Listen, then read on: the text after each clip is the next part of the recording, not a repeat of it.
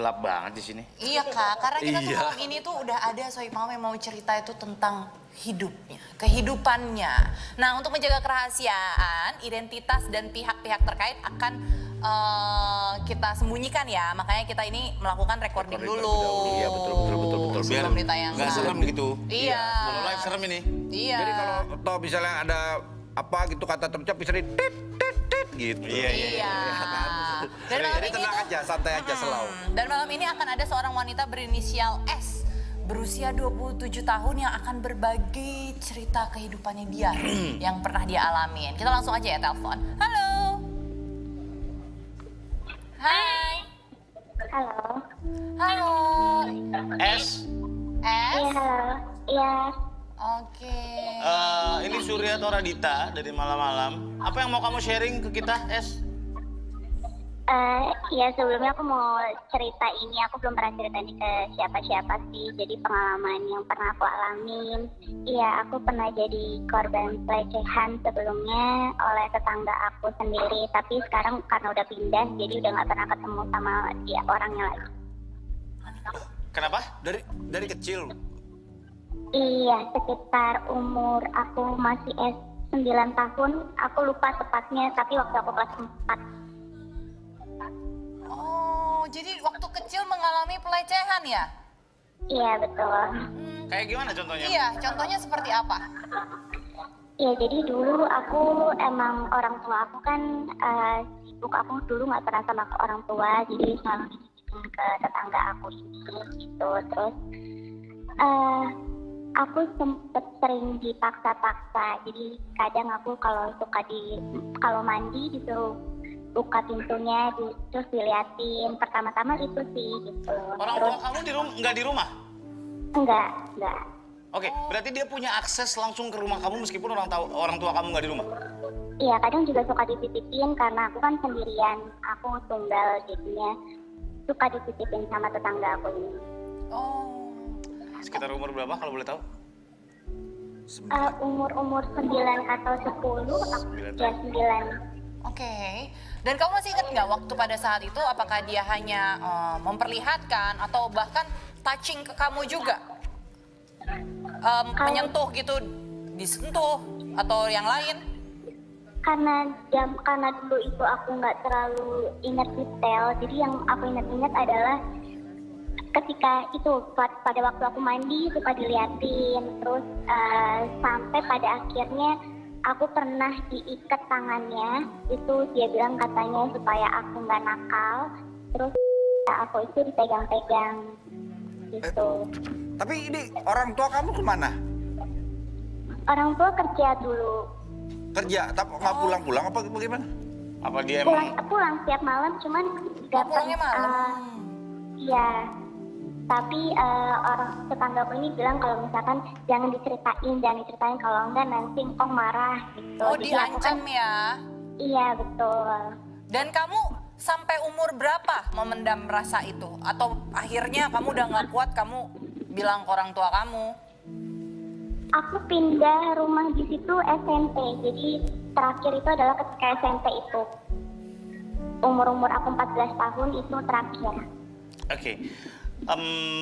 Dari kamunya umur segitu tuh belum tahu bahwa itu pelecehan atau terlalu takut buat ngelawan? Iya.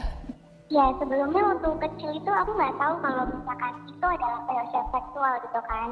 Jadi memang ya selayaknya kayak om yang sedang menjaga aja sih. Kalau misalkan aku mandi, dia minta untuk jangan ditutup pintunya, jadi aku mandi diliatin. Terus kadang-kadang kalau dia mungkin itu suka pegang-pegang, terus aku juga dipegang gitu. Nah sampai pada akhirnya pernah itu dia sempet, itu yang paling aku ingat banget sih, momen ketika dia udah mulai pakai kekerasan ke aku.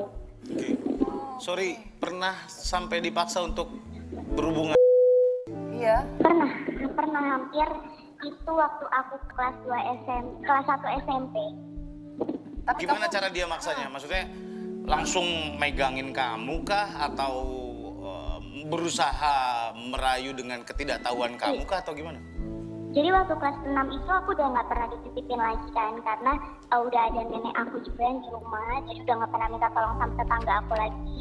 Terus dan kelas 6 juga kan udah mulai mengerti ya gitu, jadi akunya pun udah mulai, kalau dia udah ngeliatin aku dari jauh aku tuh selalu menghindar. Dan dari situ, dari kecil tuh aku jadi takut kalau ketemu sama orang yang lebih tua tuh aku jadi takut perasaannya gitu. Terus ada satu momen di mana dia datang ke rumah aku waktu nenek aku lagi tidur. Sebentar, ini itu datang, terus dia tiba-tiba masuk ke kamar aku, dan situ posisinya aku masih pakai seragam, itu aku baru pulang sekolah. Terus tiba-tiba dia bekap mulut aku dengan cara dia mencium bibir aku, dan di situ aku mau teriak juga nggak kuat, nggak bisa, karena ya posisinya aku seperti itu takut gitu kan. Terus udah tiba-tiba pas aku mau ngedorong tangan aku langsung diikat pakai dasi seragam aku. Itu kan tadi aku masih seragaman, itu diikat tangannya ke belakang. Terus ya udah dia mulai pegang-pegang aku, terus tangannya masuk ke begitu. Jadi Oke, sampai sejauh itu ya. Ya. Terus kayak sekarang efeknya ke kamu sendiri gimana? Kamu apa yang kamu rasain sekarang? Kalau sampai sekarang aku yang trauma yang masih aku rasain adalah itu sih, aku kadang suka kalau lagi aku nggak pernah mau kalau jalan sendiri, atau kalau udah misalkan di tempat keramaian, kalau udah banyak yang lebih kayak gimana nyebutnya ya, kayak lebih tua dari aku, itu tuh aku risih banget, nggak tahu, bahkan aku udah sempat coba ke psikiater dulu. Iya, emang nggak bisa aja gitu. Jadi kayak Nggak trauma bisa tersendiri gitu ya? Iya gitu. Oke. Jadi kadang suka ketakutan sendiri aja kalau ditinggal. Aku mau tanya deh, kamu dari cerita kamu ini, apakah kamu pernah bercerita ke orang tua kamu akhirnya, atau siapa yang tahu cerita ini selain kamu? Nggak ada. Nggak ada? Nggak ada sih ya. Oke. Berarti waktu itu sampai berhubungan sampai dipaksa berhubungan. Dia mencoba untuk menggunakan tangannya. Tangan ya. Iya, dia menggunakan tangan untuk masuk ke itu. Aku sampai sempat aku akhirnya punya penyakit. Sekarang ini aku suka sakit kan kalau misalkan suka kencing segala macam. Aku pikir kenapa, ternyata infeksi kantong kemih, dan aku langsung ingat jangan-jangan karena dulu kan ya gitu. Dan sekarang aku punya penyakit itu gitu. Oke. Oke. Wah, seru banget nih. Iya. Berarti kan emang kita harus kasih tahu juga gitu ya. Ini pesan Iya. juga sih buat anak-anak kita. Kita harus kasih sex education juga Betul. sama anak-anak kita gitu kan. Betul. Oke, kalau berarti ada trauma sekarang di kamu ya, dan ada dendam tersendiri kamu sama orang itu. Iya, nggak tahu ya sampai sekarang. Maksudnya sekarang kan aku udah itu pengalaman pahit dulu gitu ya. Tapi nggak tahu sampai sekarang sih kalau aku ada yang lebih tua ngeliatin aku gitu, aku sih takut aja bawaannya. Pasti. Oke. Pasti sih. Pasti. Iya.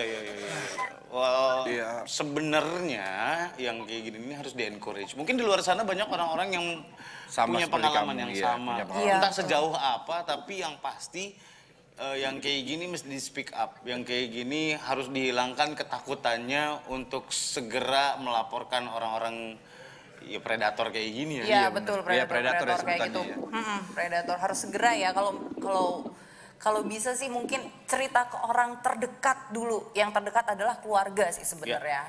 Terima kasih S atas ceritanya. Kita berdoa mudah-mudahan tidak ada lagi yang mengalami hal yang serupa. iya. Mudah-mudahan kamu segera terobati dari traumanya. Mungkin kita juga nggak tahu setrauma apa, Iya. tapi kita cuma bisa kasih support ke kamu supaya it's just a past.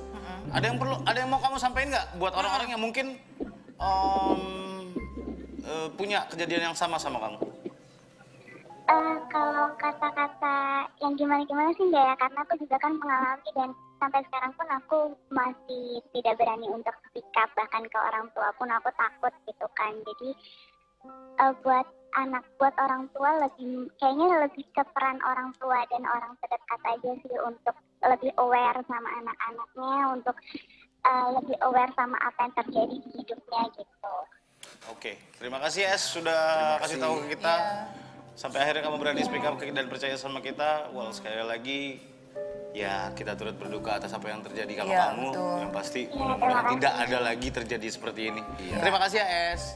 Ya, terima kasih. Bye. Bye. Ini kalau buat teman-teman yang mau punya cerita, kirimin cerita kalian ke WhatsApp kita di 0815155233 atau di email kita malammalamnet@gmail.com. Rahasianya akan terjamin, ya mudah-mudahan kita akan jaga rahasia kamu sebaik mungkin ya. Betul. Oke, terima kasih banyak buat hari ini. Sudah Tonadita pamit, sampai ketemu lagi di malam-malam. Bye.